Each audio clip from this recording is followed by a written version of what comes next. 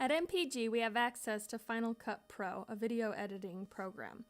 I'd like to show you how to edit a clip you may collect in the field using the Canon Powershot sx60. It has an incredible zoom, great to capture wildlife.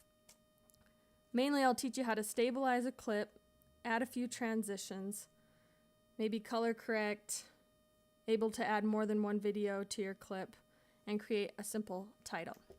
So this might take a little while, so bear with me. I'll try to make it as concise as possible.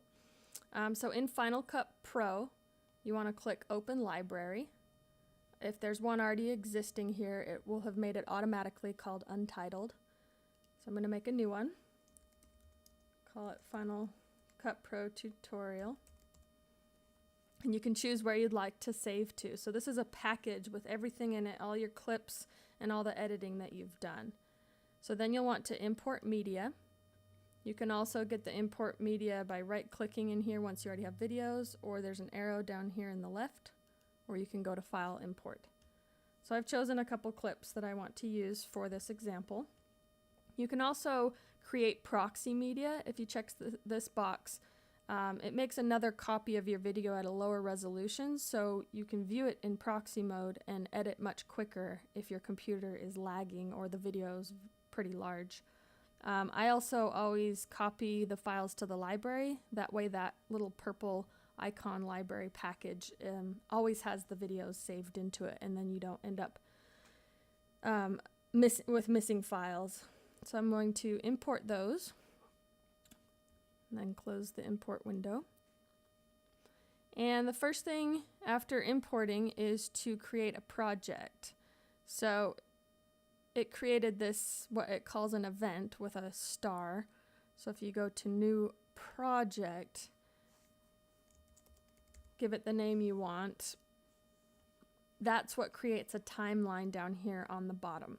And always as we go along, or if your computer is lagging, you can always see the progress of what Final Cut Pro is doing here. Every time I stop moving my mouse, it will progress, and that I know it is currently importing my videos and creating proxy media. So now that my clips are in there and I've created a project, I'll make this bigger so you can see what everything is. I'm going to take a clip that was shot with the Canon Powershot handheld. A tripod is obviously ideal, but there's a lot of situations of coming across wildlife without a tripod that you want to film at that full 65 times zoom. So as stable as you can capture it, there's still a lot of shake, but this can be resolved using the editing program. So I also just want to use a portion of that clip. So right when he moves his head, and you can drag over it really quickly and find the frames that you'd like to use. So from there, I'll use a keyboard shortcut, I think right there. I for in, and it creates this yellow box, and then I can play it with spacebar until the end of that action, and then I hit O for out. It created a yellow box around the portion of the clip I want to use, so I can drag and drop that into the timeline. So that will be my first video. Now, like I said, to make this view larger, I can do Command plus. And now that it is done creating the proxy media, if you want to, you can go to View, Proxy, and then it will show you sort of a lesser quality, lower resolution. So the first clip you drag into the timeline will determine the resolution of the video. So over here, if I go to this window, if it's not there, you hit Command 4 is how you hide it. Command 4 to show it. Go to Info, and this video was shot in 1920 by 1080 at 60 frames. That's the best setting on your camera, so make sure your camera is at that setting. So now that we have it, I just want to show you again the shake from a handheld shooting. I can select the clip, and over here under Video, there's an automatic stabilization. This works great for stabilizing the video, but keep in mind it crops into your video a little bit, and it also takes the largest movement in the clip and stabilizes off of that.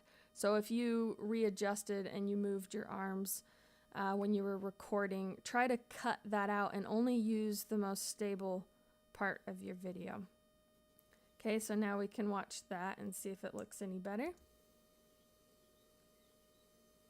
It looks a lot better. I'm also viewing it in proxy. I'm just going to go back to original so we can see how it's going to look. Definitely a lot better. So now what I want to do is I want to add multiple clips. So wherever your playhead is where you can make things happen per se. So I'll show you a clip on a tripod that still needs stabilization. At 65 times zoom, the lens is wavering just a little bit. So if I hit play here, you'll see this snag here that it's sort of moving a little bit. So I also think that this could use stabilization.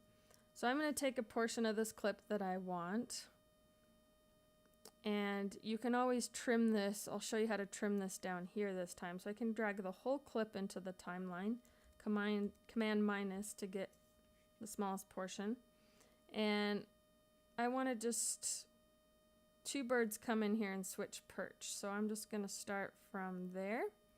So I clicked my playhead there, and then they're handles, and you get this little bracket. You can drag that, and that clips it to that portion. And then I can skim along until he flies away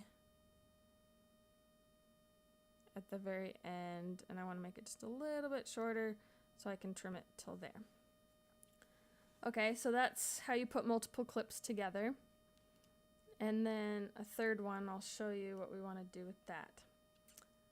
Alright, so it goes from the chat to the Osprey clip. Oh, again, I want to stabilize that and show you how that looks better. And the computer's thinking while it's doing it, but you can continue editing while it's stabilizing the clip. So one thing you might want to add is transitions. If I just click a clip and hit Command T, it'll put a transition on both sides. So it starts with a black screen and fades in and then fades out. And you can adjust the length of those by grabbing the handles to however long you want your transition to be. There are also over here on the right bottom corner, if you click on these icons, there's a lot of transitions, and if you skim over them, it'll give you a preview of all of the transitions that you can. The way you use those is you drag them and you drop them. Anything that you want to undo after you've done it, Command Z. Okay, so there's that. And lastly, I will show you this flycatcher. It's a bit overexposed, so I'd like to color correct it so it looks a little better. So over here, I believe it's under this window, there's a color correction. If you grab the color correction and you drag and drop it onto the clip that you want to correct, make sure your playhead, this is called your playhead, is over that clip so that when I go over here you can see the color board. If my playhead is over here, you can see the color board isn't there. It's because I haven't put one there. So if I want it on every clip, I can drag and drop it. Okay, so for this one, you hit this little arrow, and I would stick to just exposure and saturation. You can make it a little darker. That looks a little better. You can make your shadows darker or lighter, the highlights, and then also the midtones. We'll do that where that looks a little bit better. And then saturation on the left side is a global, so that saturates the whole thing, or you can make it black and white, or you can individually saturate the shadows, the midtones, and the highlights. So I didn't spend much time doing that. Again, I don't really want to use color because I just tend to make it kind of too drastically different unless you're good at that. So just hit Command Z to undo all of those. So if I hit this little arrow up in the top, it goes back to this screen, and the little blue box turns it off. So you can see the difference. It looks a lot better. It's saturated. It's a lot more colorful. So I'm going to keep that on. Okay, and then again, Command minus to see the whole clip. If I just want one transition at the end, I can hit Command T. Now, if you put a transition where you haven't shortened your clip, because this clip is the entire thing, it says that there's not enough media. So it's just going to cut in a little bit to create that transition. So that's normally fine.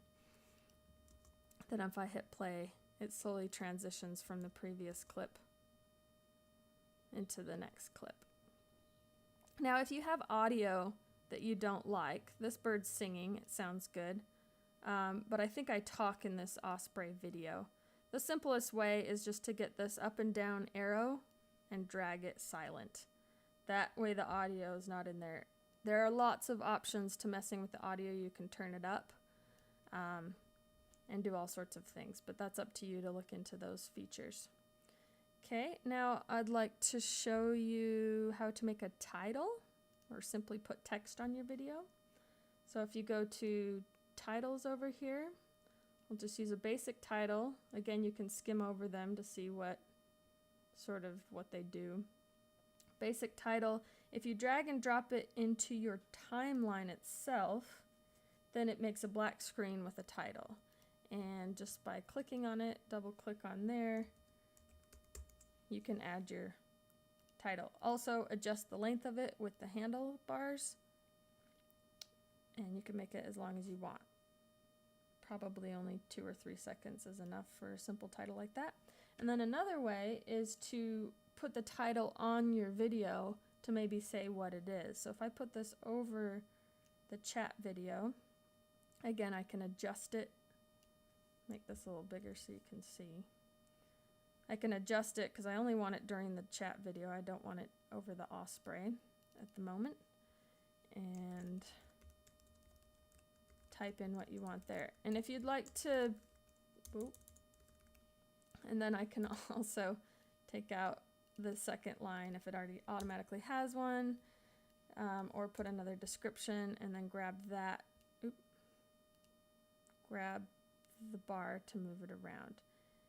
And then to edit that text, over here a text box appears when you have it selected, and you can adjust the size. The color is under face. So if I wanted it to be yellow would be fitting, right? No, I like white. And then you can add outlines and drop shadows. You hit this little show to give you options. That will make it stand out. Probably red isn't the best color, but if I change that to black with that busy background, the word stands out a lot better. So that's your basic way to add words. So if we start, it'll say birds. Oh, I want to transition there.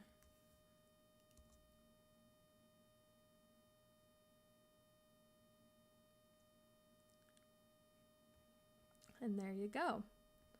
Last little quick thing I'll show you how to do is speed up and slow down. I find this useful. I'm just going to delete that transition, and I'm going to show you when this bird flies off, I'll slow it down. So right, just that very last, if I hit R, I turn to this little battery symbol, and I can select the whole moment that he flies off. It looks like I cut it off a bit too soon, so I'm going to grab my handle and make sure I drag it till the bird's off the screen. Go back to R, right from there till he flies off. And then over here there's a timer, and if you drop down that menu you can slow it up, fast, or normal. You can do this to the whole clip, but I've showed you with the range tool so that I've just select that portion. Let's say I want it 50% slower. It shows these bars at the top. To get rid of those bars, select the clip and hit Command R. But if you need to see them and adjust them, hit Command R to show them. And here you can adjust it to custom. So say I want 55%. Or you can drag this to 55%. So if we just hit play, normal speed, and then you can really see the bird fly away. And then I can add my transition back. And I think that's everything I wanted to show you. Now we just need to export it. Command minus again to see the whole video. So I've got my title, I've got text explaining my video, I've stabilized the two clips, one on a tripod, one not on a tripod, and then color corrected something that was shot early in the morning and had a lack of color. So you want to make sure that you're selected down here. You want to make sure that your view is in the original view. Also, if you notice this orange bar, this is rendering. Rendering is a process that sort of finalizes all those edits that you've done. You want to make sure that your project is rendered. The only reason mine isn't is because I have it turned off for better performance. But if you go up to Final Cut Pro drop-down menu and go to Preferences, in Playback, you want the background render selected. And it will start, every time you stop moving your mouse, it will start to render automatically. So you can leave that on, but if you find that your computer starts acting really slow, you can turn the render off as long as you remember to render it before you export. So we'll let that do its rendering.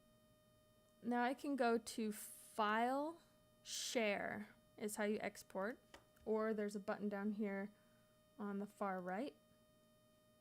And I always go to Master File. There are some automatic settings you can see in there. Vimeo, YouTube, Facebook.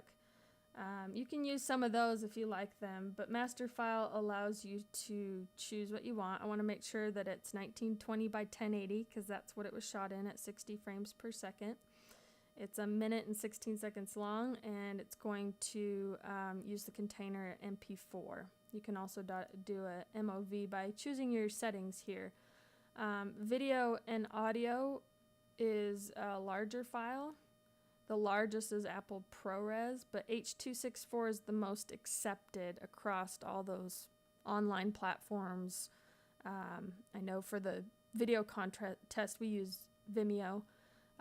So to make it small and usable for the internet, I would just use computer, H.264, and then that will give you an MP4. And it gives you an estimated size here, 194 megabytes. That's good. That's very small, easy to deal with. Give it a name, tell it where you want to save to, and hit save. And that will export your video. So once your video has exported, it'll say the share is successful. And here it is.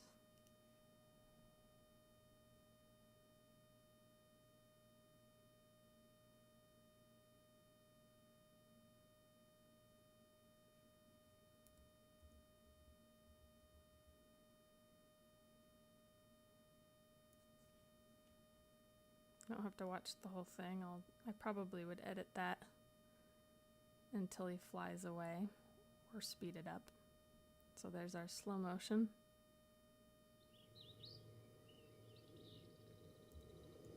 And that one I left the audio if you can hear it.